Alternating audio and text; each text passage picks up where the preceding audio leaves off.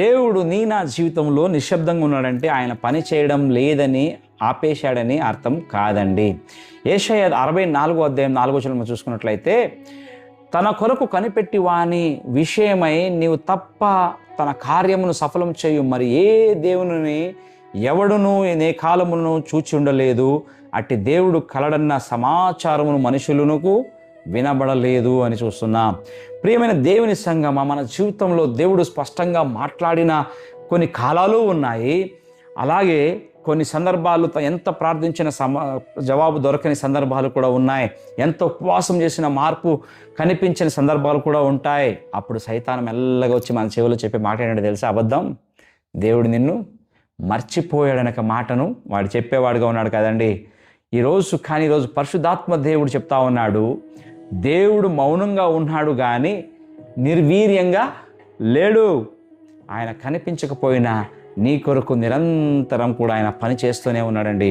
గుర్తుంచుకోండి, దేవుడు గొప్ప కార్యాలను వెలుగులో చేయడు, చీకటిలో సిద్ధం చేసేవాడుగా ఉన్నాడు. ఒక విత్తనాన్ని మనం ఉదాహరణ తీసుకున్నట్లయితే నేలలో పడినప్పుడు అది పూర్తిగా కనపడకుండా పోతుందండి. చూసేవరకు అది ఏమనిపిస్తుంది? అది ముగించిపోయింది అనిపిస్తుంది. కానీ అదే చీకటిలో నేలలో వేర్లు లోతుగా పెరుగుతున్నాయనే సత్యాన్ని ఎవరు గ్రహించుకోకపోవచ్చు. కానీ చూడండి, వేరు ఎంత లోతుగా వెళితే చెట్టు అంత ఎత్తుగా పెరుగుతున్న సత్యం మనందరికీ తెలుసు. ప్రియమైన దేవులారా, అలాగే దేవుడు మన జీవితంలో కూడా బయటకు ఏమీ కనిపించని సమయంలో మన విశ్వాసానికి ఆయన వేర్లు వేస్తానడండి. సత్యాన్ని గ్రహించుకోవాలి. మన సహనాన్ని నిర్మిస్తున్నాడని సత్యాన్ని గ్రహించుకోవాలి. మన పాత్రను విస్తరింపజేస్తున్నాడని సత్యాన్ని గ్రహించుకోవాలి. ఎందుకంటే పెద్ద ఆశీర్వాదాన్ని మోయడానికి పెద్ద పాత్ర చాలా అవసరమండి. దేవుడు 4 రోజులుగా సమాధిలో ఉన్న లాజరును వెంటనే రక్షించడానికి రాలేదండి. గమనించారా? ఎందుకంటే ఆయన కేవలం రోగాన్ని స్వస్థపరచడానికి రాలేదు, కానీ మరణంపై తనకున్న అధికారాన్ని ప్రకటించడానికి అక్కడ వచ్చినట్లుగా మనము చూస్తున్నాం. మనిషికి అంతమని కనిపించే చోటే దేవుడు తన మహిమను ఆయన ప్రారంభించేవాడై ఉన్నాడండి.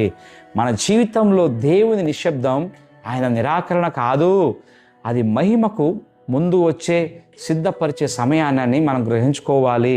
ఈరోజు నీవు దేవుని స్వరం వినకపోయినా ఆయన నీ జీవితాన్ని ఎంత మాత్రమైనా విడిచిపెట్టలేదని సత్యాన్ని గ్రహించుకో. దేవుడు మూసిన తలుపులు వెనుక నీ కొరకు ఎవరు మూయలేని తలుపును ఆయన సిద్ధం చేస్తాడనే సత్యాన్ని గ్రహించుకో. కాబట్టి కన్నీళ్లతో కాదు, విశ్వాసంతో నిరీక్షించు. దేవుడు ఆలస్యం చేయడు, ఆయన సరైన సమయంలో అద్భుత కార్యం చేసేవాడుగా ఉన్నాడు. దేవుడు మౌనంగా ఉన్నప్పుడు కూడా స్వర్గం నీ కొరకు పని చేస్తూనే ఉంటుంది. కాబట్టి విశ్వాసాన్ని విడవద్దు, అద్భుతం నీకు